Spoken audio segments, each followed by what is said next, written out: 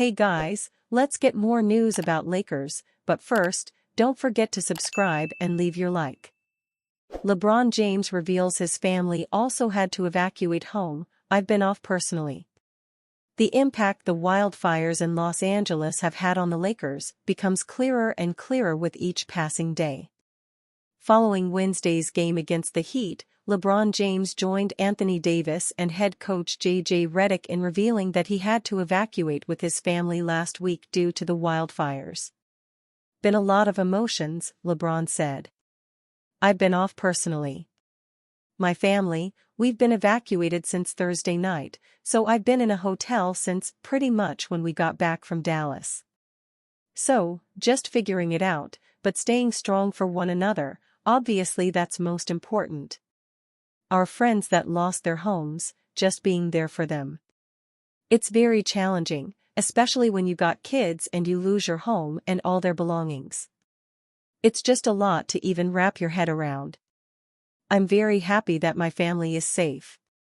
My wife and my 3 kids and my mom, she's been here, everyone's safe. But it's just been off.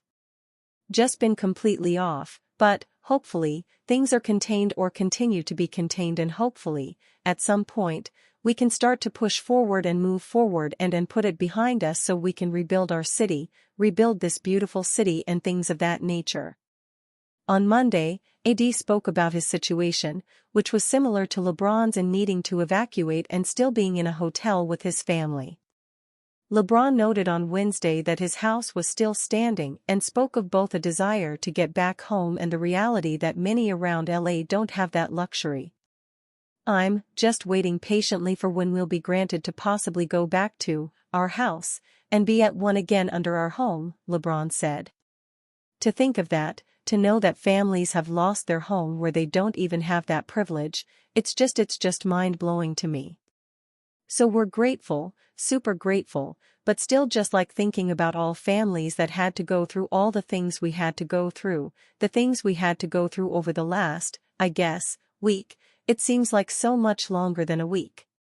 Redick shared his personal experience with the fires, which unfortunately included losing the home he was renting with his family in Palisades. After Monday's game, Chris Paul and Victor Wembanyama of the Spurs gifted their jerseys to Redick's kids courtside. On Wednesday, LeBron shared a moment with a fan courtside during and after the game. After seeing a clip of her reaction to him at halftime, LeBron gifted her one of his wristbands and took a photo with her post-game. Those moments over the last week have shown how impactful the game of basketball can be, especially to a city reeling like Los Angeles has been. Similar to AD earlier in the week, LeBron spoke of the dichotomy he, his teammates and those in the franchise are facing right now. I mean, it's definitely our job to know that, yeah, we still have a job to do and we have to focus on our job, but also still being human beings and understanding that what real life is all about, too, LeBron said.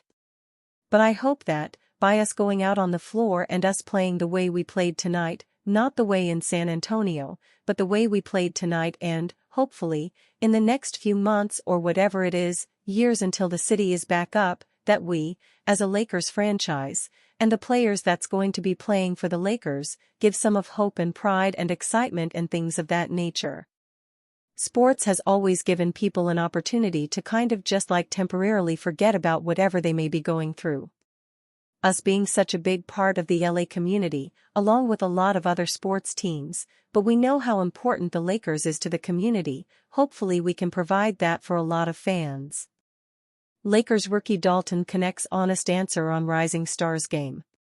The Los Angeles Lakers drafted Dalton Connect with the 17th overall pick last summer and he's proven to be a key piece of this rotation in year 1.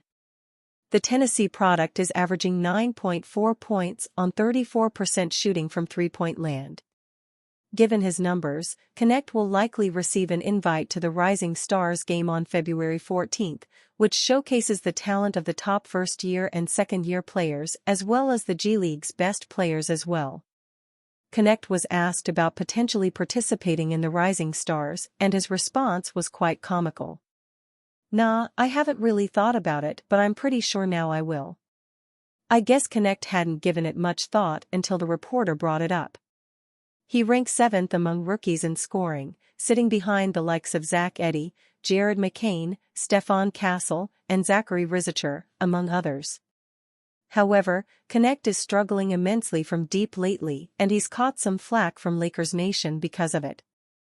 Connect has drained just 12 of his last 63 triples for a brutal 19% clip. Some NBA fans have claimed it's the LeBron James effect, which seems completely unfair. The reality is that Connect has just hit a rookie wall and opponents are learning how to defend him better. Every single first-year player struggles at some point in their rookie campaign. He'll break out of it.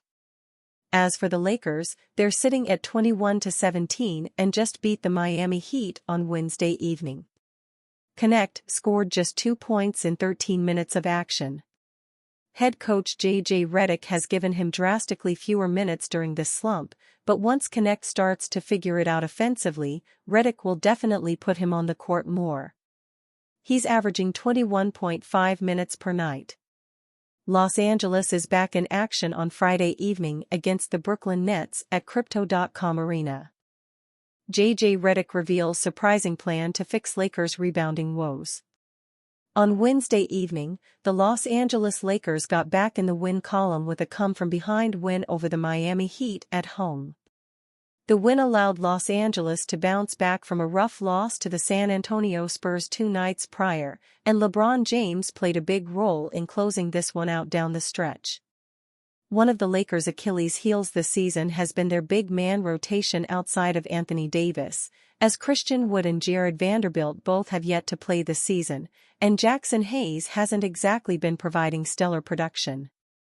Now it seems that J.J. Redick has some new ideas in mind to help alleviate some of the team's rebounding issues and allow Anthony Davis to play his natural position of power forward, per Jovan Buha of The Athletic on X. J.J. Redick said that the Lakers are going to play more 2-big lineups moving forward in small doses.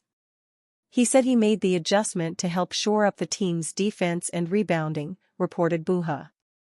Davis has never shied away from the fact that he enjoys playing power forward as opposed to center, a luxury he has not been afforded on most nights this year. The solution to the scenario Redick posed could come via the trade market, as Los Angeles still has some assets at their disposal after acquiring Dorian Finney-Smith from the Brooklyn Nets. One potential trade target who could allow Redick to run 2 big lineups would be Utah Jazz center Walker Kessler, who has seen his name in the rumor mill for quite some time now and has established himself as one of the best rebounders and shot blockers in the NBA. This would allow Anthony Davis to take full advantage of his unique combination of size and athleticism against smaller defenders and make the Lakers one of the most physically imposing teams to match up against. However, with the roster they currently have, it's unclear which direction Redick will choose to go in order to see his vision through to fruition. J.J. Redick praises, then criticizes Austin Reeves and explains what he must improve.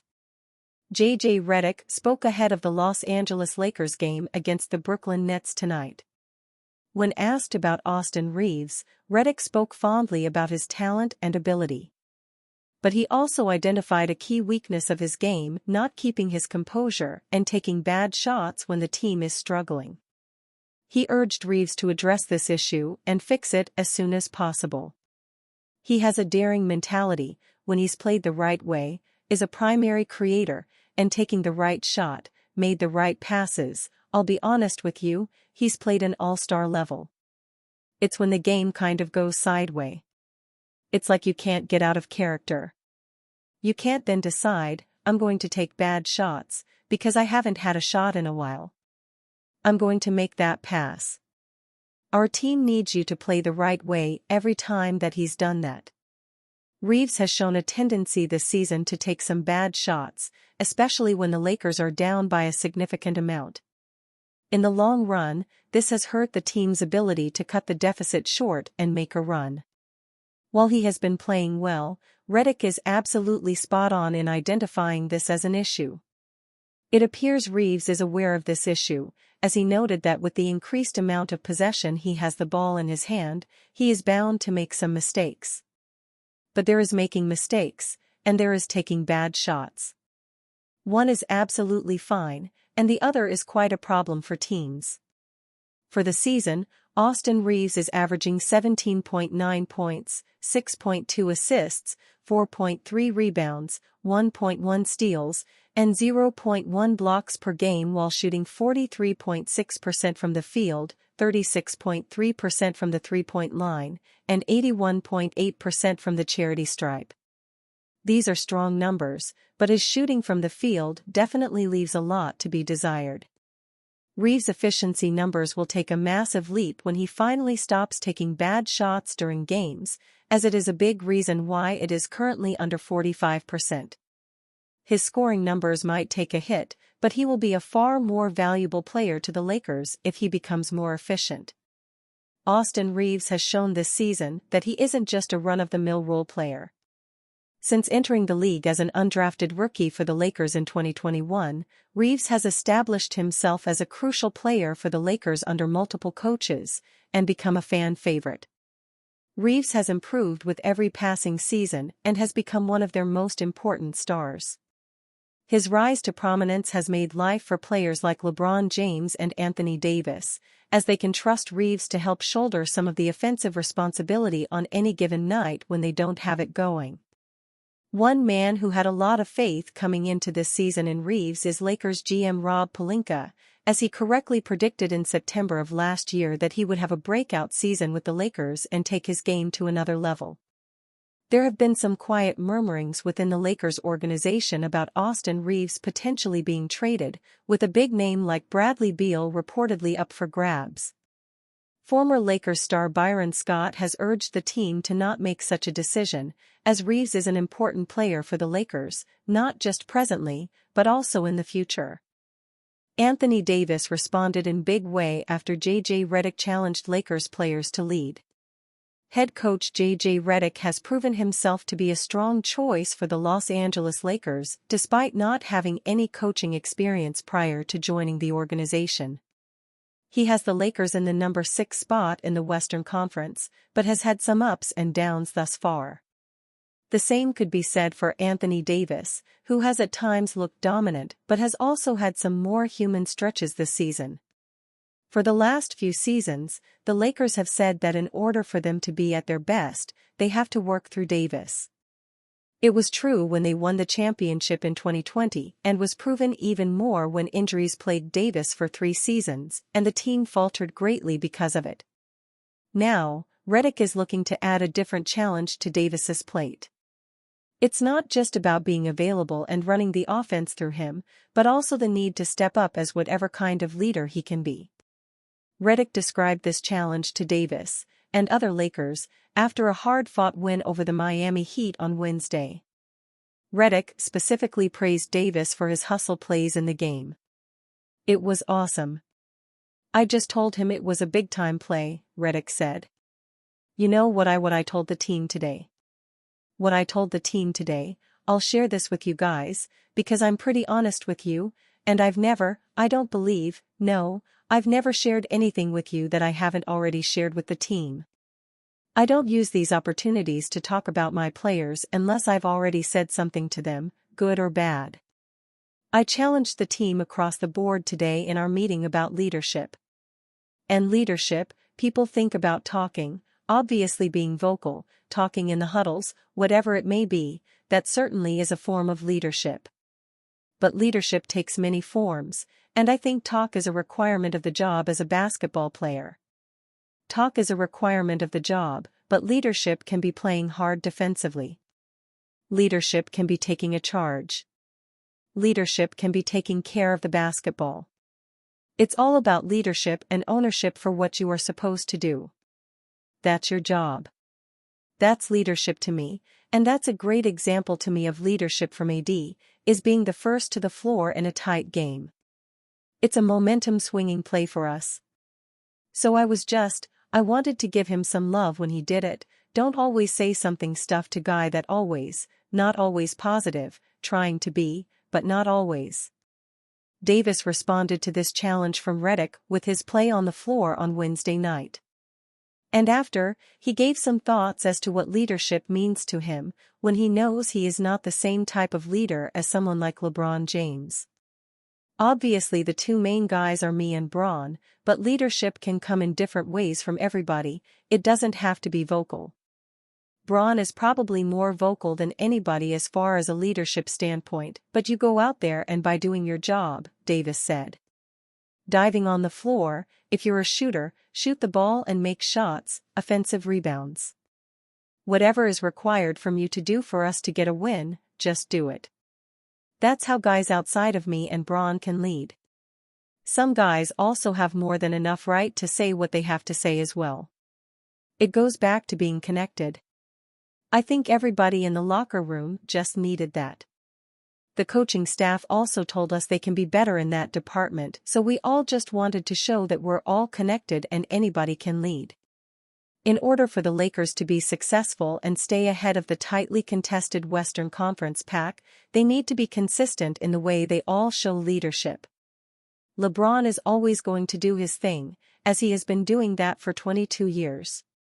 But Davis, and others, need to step up in the way they can to show leadership and stay consistent in that. It was a tale of two halves for the Lakers against the Heat. LA trailed 66-54 at the break, allowing for guard Tyler Herro to score 22 points on 5 made three-pointers. But the Lakers flipped a switch in the second half, storming back and taking command of the game. They won the third quarter, a period that has been a struggle for LA.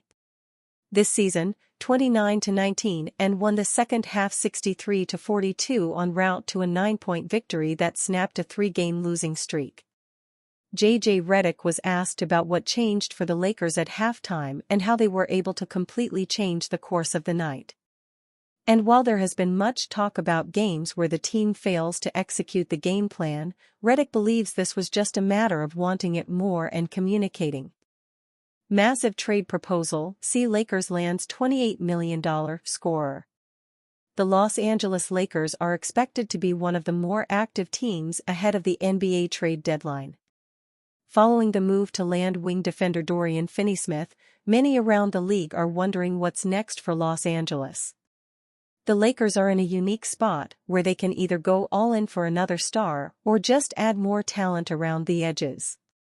In this new trade scenario, Los Angeles does the latter and builds up more depth for the postseason around stars LeBron James and Anthony Davis. After looking over the new CBA restrictions and using the SpotTrack trade machine, here is what a deal could look like. The trade would be between the Lakers, Charlotte Hornets, and Utah Jazz.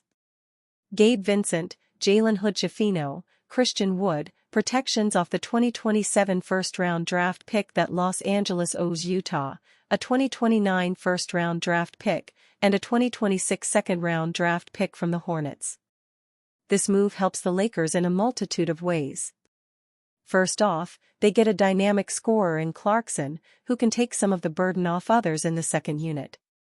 It would be a reunion for Clarkson as he spent the first few seasons of his career with the Lakers. For the season, Clarkson has averaged 16.0 points, 3.4 rebounds, and 3.8 assists per game. Clarkson is the type of microwave scorer who could help take over a playoff game or series. Additionally, he can handle running the offense for Los Angeles since they would be moving Vincent in this deal. Kessler would give the Lakers some additional size up front, alongside Davis. Los Angeles has lacked depth in the front court all season, and the former Auburn Tigers product could help. While he doesn't space the floor, Kessler can provide strong minutes as the backup center or running mate with Davis. For the year, he has averaged 10.8 points, 11.3 rebounds, and 1.5 assists per game. And finally, Curry would be a bonus for depth purposes. The sharpshooting three-point scorer could add more firepower to the Lakers' offensive attack. Even if he were to only play a few minutes, Curry could add some threat on the offensive end. The veteran has only seen limited minutes this season with Charlotte, so he likely wouldn't be expecting more from Los Angeles. While a move like this could be beneficial for the Lakers, it's not without risk. Losing a point of attack defender in Vincent would hurt as well as Vanderbilt. But the Lakes have their sights set on another title, and this move would put them closer to achieving